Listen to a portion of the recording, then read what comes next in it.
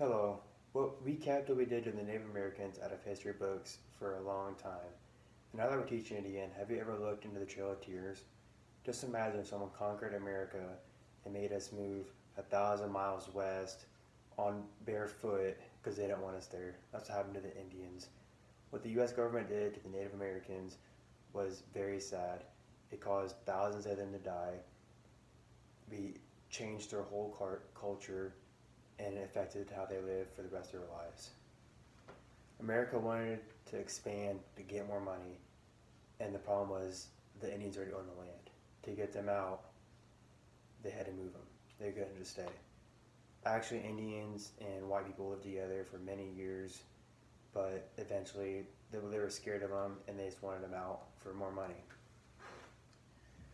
They tricked the Indians a lot. First off, they did was for the Indians to make money. The fur trade was huge. So what they would do was they would demand the Indians fur and to skin them because they were good at hunting and skinning animals. And so a lot of Indians were hunting and skinning animals. With that, they tricked them saying that if you don't make these numbers, you'll owe a debt to us, and the only way they could pay back was to give them land. So they were giving them land, more and more land, because they were all in debt. It didn't matter if people and tribe were in debt; they'd all have to pay for it. Also, the gold rush moved the Indians out because they wanted the gold on the Indians' land. Some Indians wanted to listen to the government and leave; others wanted to stay and fight. That was a big problem with that. Andrew Jackson became president in 1829. He fought a battle in New Orleans, and Indians actually fought with him against other Indians. And there was 15,000 of them that he actually kicked out west who actually fought with him. The Seminoles were the biggest pain to move for the U.S. government. They actually went on a 7-year war, and the government could not beat them. In today's money, they spent over $1 billion trying to beat the Seminoles, but they just couldn't do it.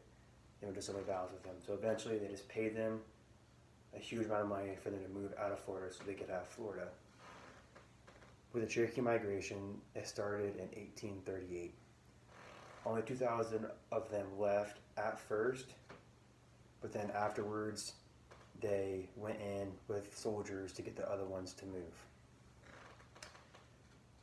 5,000 Cherokee Indians died on the way on the Trail of Tears. Some soldiers shared some stories. According to the podcast of You Should Know Stuff on YouTube, they said that they watched little children wave goodbye to their homes, knowing they'd never be home again. They watched parents, they were all barefoot because they were so hurried to get out of their houses because they said they're going to kill them if you don't get out now. They had nothing to keep them warm. Many of them died due to hypothermia, sickness. The whooping cough was a big deal. Their immune system wasn't good for what the Europeans are bringing over to the colonies. They said like 14, 15 Indians were getting buried at each post where they'd stop, and they discarded the soldiers.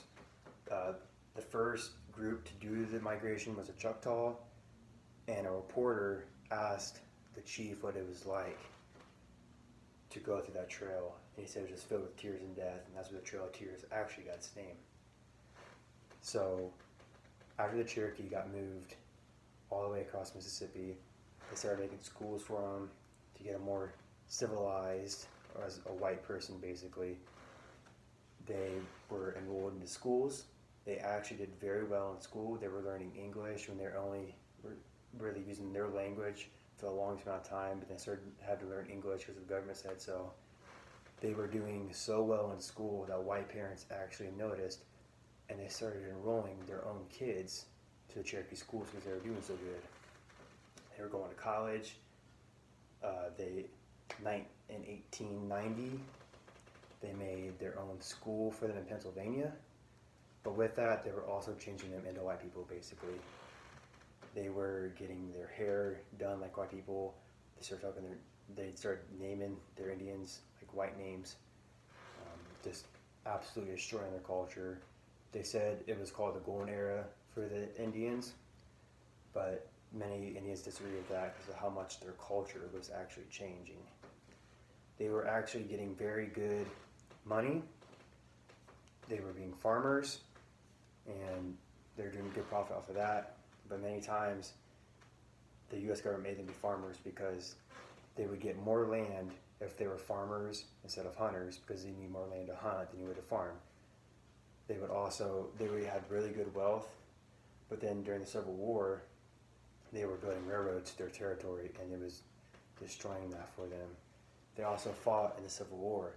They said they were with the Confederates, but they actually fought for the Union. Over 1/3 of the Indian population died in the Civil War, and it was one of the bloodiest U.S. battles in U.S. history. After that, the Civil War, they built railroads to their thing, destroyed their economy with that because their land's getting used up. Then there were more white people living on Indian territory than on Indians. That's how bad to the point it got, because they were coming into their land. Also, they were deforesting their areas, and that was affecting them. But even after all of that, they still overcame and were making good profit because they're really good problem solvers. I wanted to learn more about how they're doing today, in today's world. And so I watched a video on YouTube and BBC about them in today's world. Indians do not like being called Native Americans. They do not want anything to do with America. They have a strong hatred for us because what we did to them and their ancestors. They don't like, from the interview, they do not like Indian sports and teams. They do not like that. And many Indians today, their population is top in suicide rates, and the Indian youth is number one of suicide rates in America. They have a huge problem with alcoholism, and they have a huge problem with drugs. My girlfriend is actually 25% Cherokee, and I asked her about her family, if they struggle with alcohol or drugs. I don't really know them, and she said they all do. So drugs and alcohol are just a huge problem for Native Americans, and they hope they can come out stronger in the future. In conclusion, we've learned that Indians had to get their culture changed. Many of them died on the trail. I think over 12,000 of them died in total of all the tribes on the Trail of Tears. And also how their culture had to get changed through all of this. And just hope they can all figure this out in the future and they can be strong.